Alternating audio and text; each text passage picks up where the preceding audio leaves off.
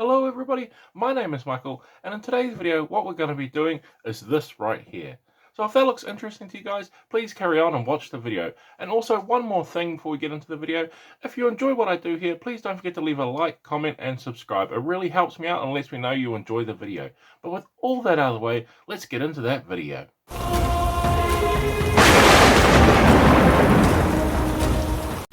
Okay, so to start painting off our basilisk, what I've done here is I've primed it in a uniform grey, and this here is a bluish grey, and this is going to be my first layer of paint essentially, so I'm doing a 2 with 1 step here.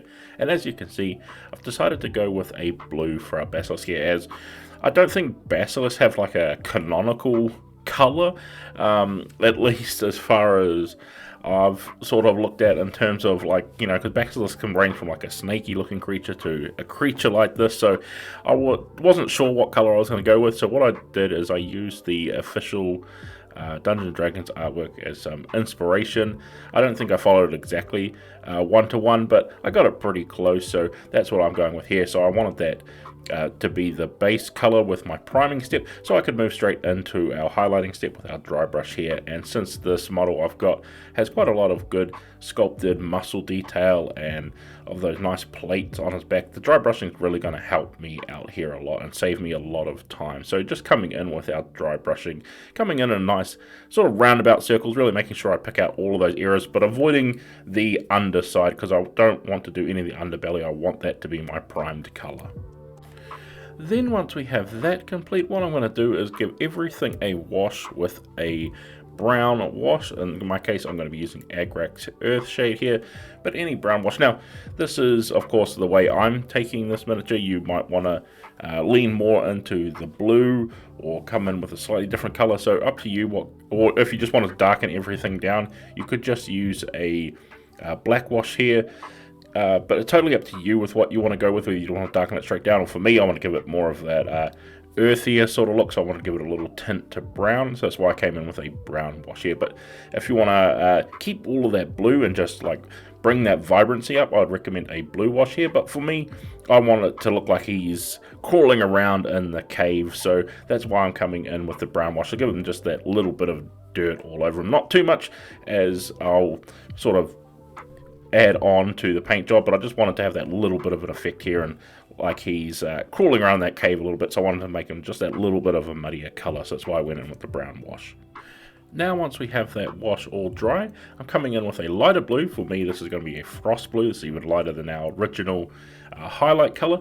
If you want to save some time here, you could go back in with the original color you used for the highlights specifically, but I wanted that little bit lighter pattern, so I'm going in and picking out some of the highest points of the miniature, so like the backs of all of these spines here. I also want to pick out some of the highlights on the nice muscle. He also has some great detail sculpted on his face with his like rough brow and nice little textures there, so I want to make sure I come in and pick out a lot of these areas. Now this is going to take a little bit of time, as you can see here, but I think it's definitely going to be worth it in the end to pick out all of these areas all over the miniature to really help make it pop.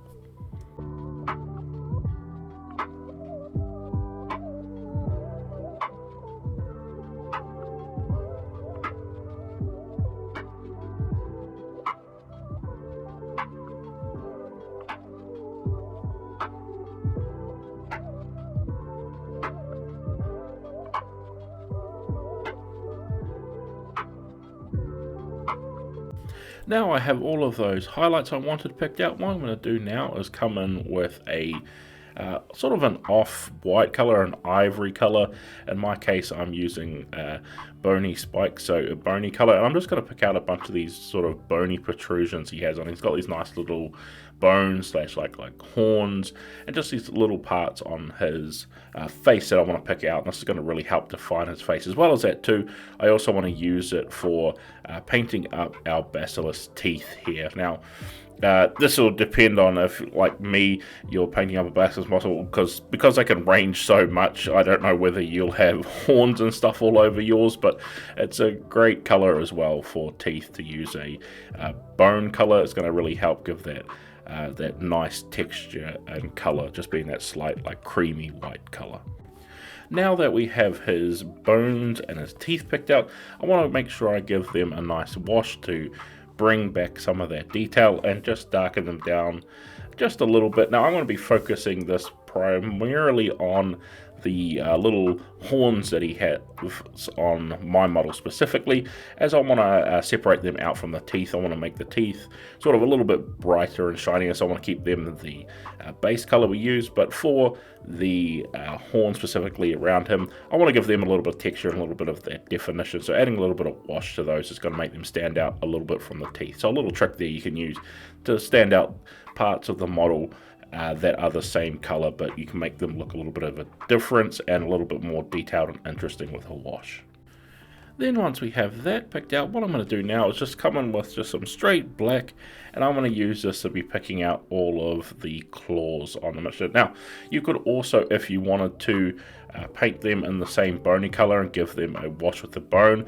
I wanted to make them just a generic sort of black. I want to separate them out a little bit, add a little bit of variety of colors on the model, because this model is going to be turning out to be sort of a little simple, so I want to add in a little bit more areas of color and interest to the piece to make it stand out on the table and just make it look that little bit more unique. So one way you can do that is just by adding in a few colors in some minor places like claws and teeth, and places like those, adding in different colors to other parts of the model just to make it stand out that little bit more on the table. You probably won't even notice it, but subconsciously you'll pick up little things like that with it just being separated out and let you eye travel all over the miniature. Okay, so as I said, I wanted to add in some more interesting parts of this miniature because it was seeming just a little bit simple, because you very easily pretty much leave it here and you would be done.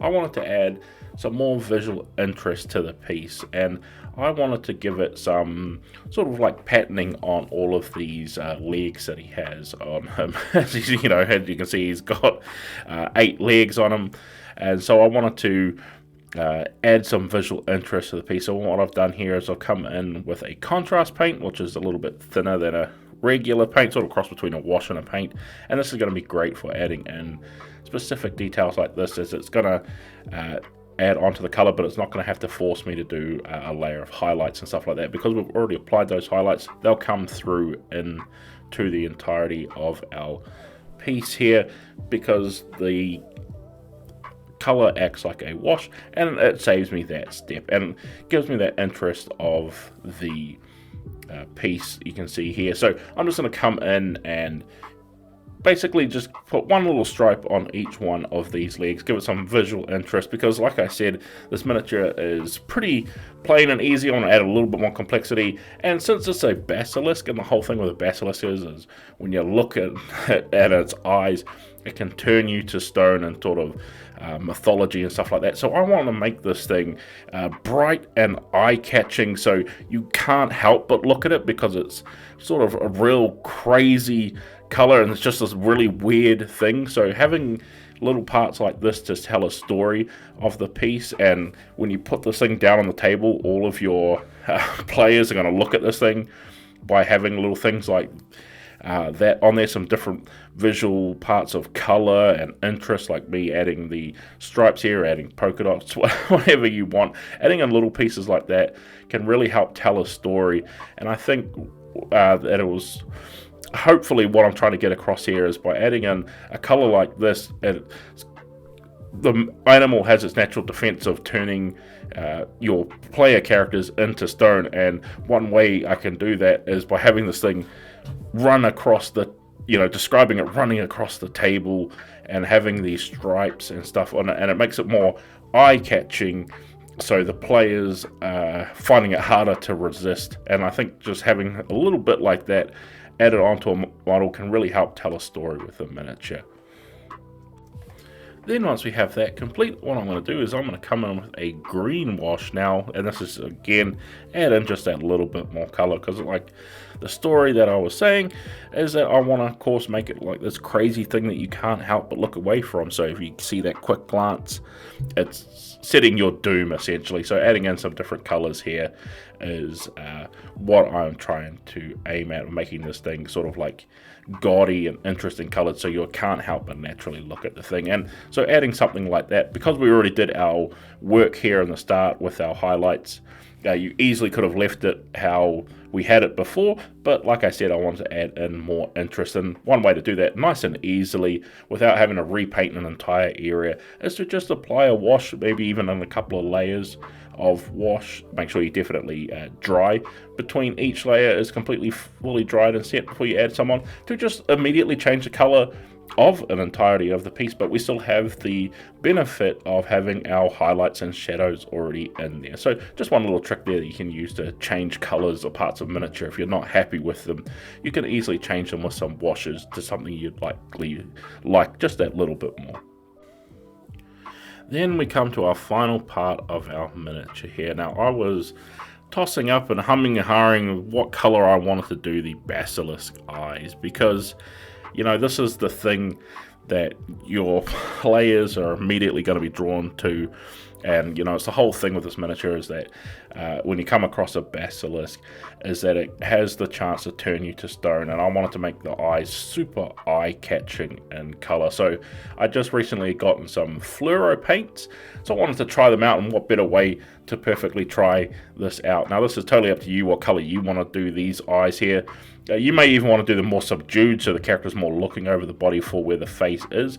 But I wanted mine to be super bright and vibrant and really, really stick out, so you can't help but see these eyes. So you know, as soon as you see the flash of that bright orange that I'm going with here, you're immediately setting the doom for your player characters. So that's my theory behind it anyway. Totally up to you what color you want to go with here, but I think going with something as vibrant as you possibly can is going to immediately help sell that story. But with all of that, I think we can go into the glamour shots and see how this miniature came out in the end. And with all that complete, we have finally finished painting up our basilisk miniature from Reaper Miniatures. So I hope this video has been helpful for you guys, whether you want to follow along with what I've done here, or you just want to use the video as some inspiration in painting up your own miniatures. But with all that said, guys, I'd like to thank you all for watching, and I can't wait to see you all in the next video.